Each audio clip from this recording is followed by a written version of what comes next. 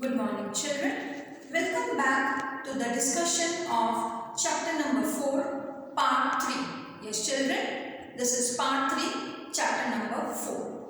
Let us view the royal court of Akbar. You can see the various ministers standing in a majestic position, in a grand position in the royal court of Akbar. Yes, continuing ahead.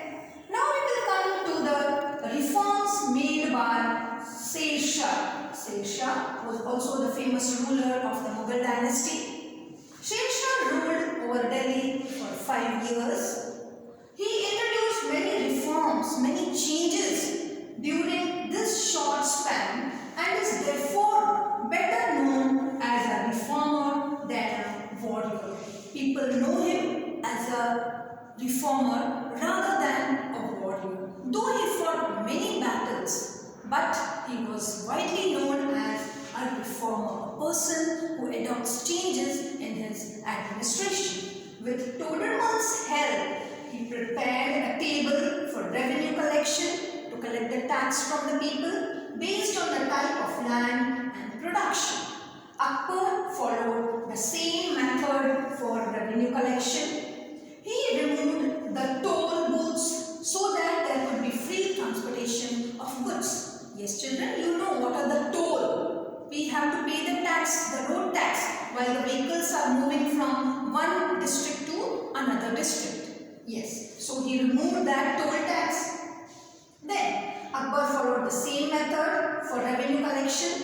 He removed the toll booths so that there could be free transportation of goods. He constructed roads to increase trade and for the convenience of pedestrians. Pedestrians, people walking on foot, among which the famous roads were constructed between Agra and Burhanpur.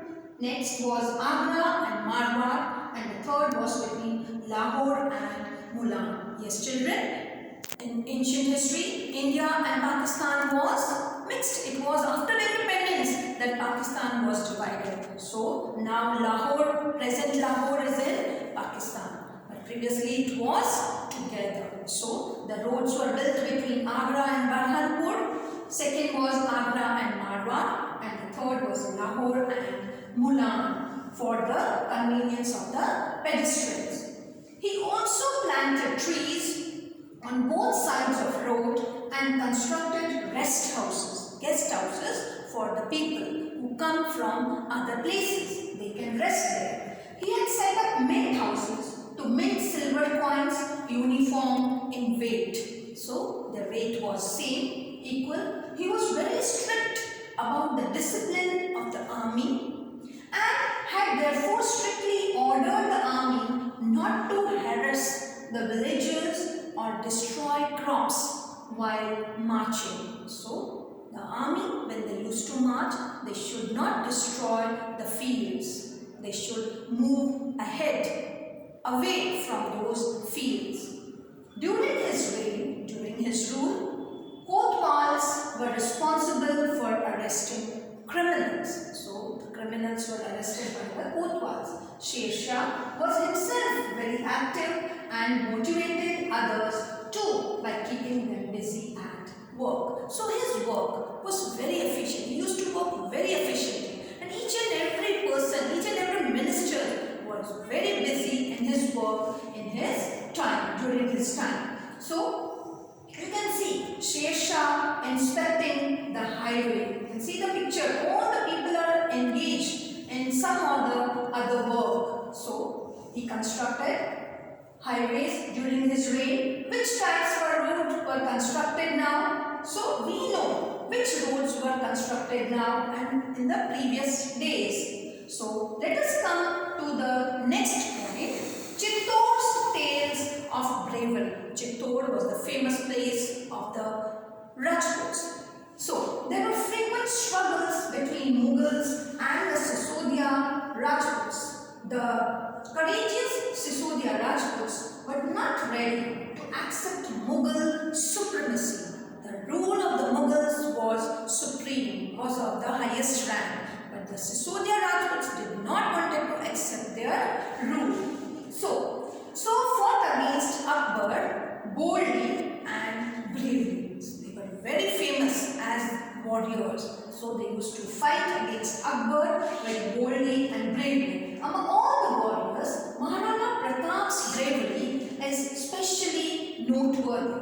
Among the rulers of the Sisodia dynasty, Maharana Pratap was the one who fought against Akbar continuously till the end. Since Akbar wanted to set up his rule in Mewar, there were many battles fought between Mewar and Delhi, among which the Battle of Haldigati is considered to be a landmark battle. Akbar had a huge, well-equipped army with modern weapons, cannons, gunpowder in sufficient numbers and artilleries. All these are the equipments which are used in war. Whereas Maharana Pratap had the advantage of his chivalrous Rajput warriors, chivalrous, very brave, who lived in the forest and were therefore used to fighting wars in hilly areas. So the Rajput warriors were used for the battles to be fought in the very hilly and uneven areas of the mountains. They could cross any number of mountains, very rough mountains they can cross. So they were well known for this quality.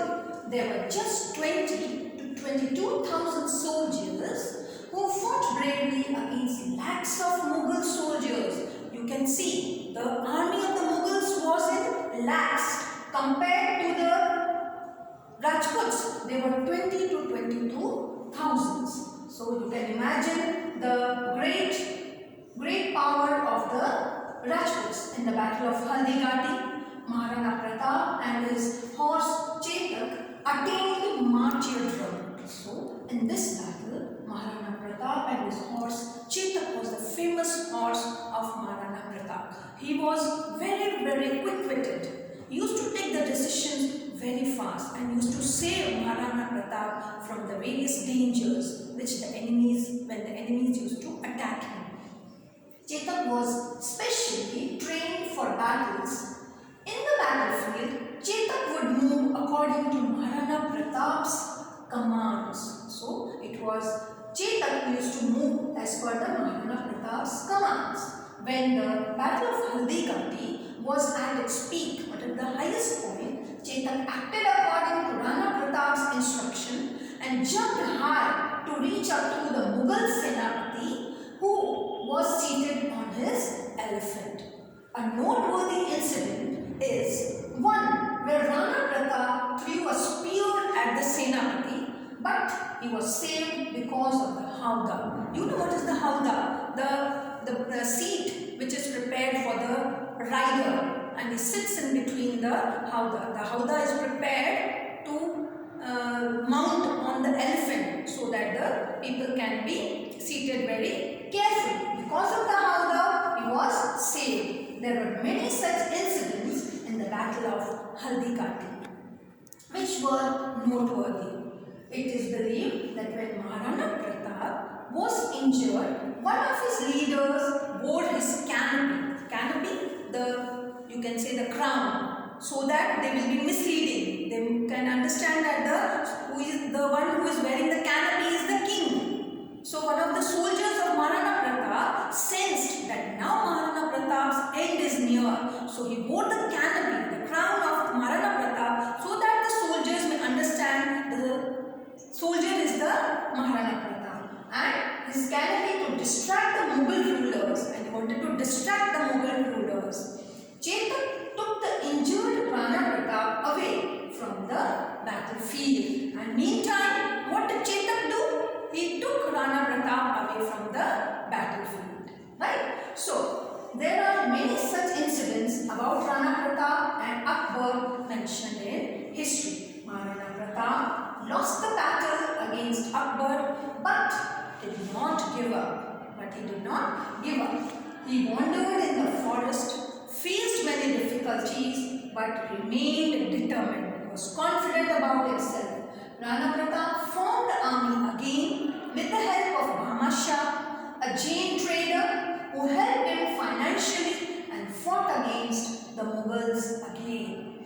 He won all the forts except Chittor. He vowed, till I get back Chittor, I will not sleep peacefully. So children, you see that how Rana Pratap fought bravely, and he vowed that till he will get the fort of Chittor, he will not sleep peacefully. You can see how the battle of Haldighati was fought, and Rana Pratap also fought against Akbar and the Mughal army.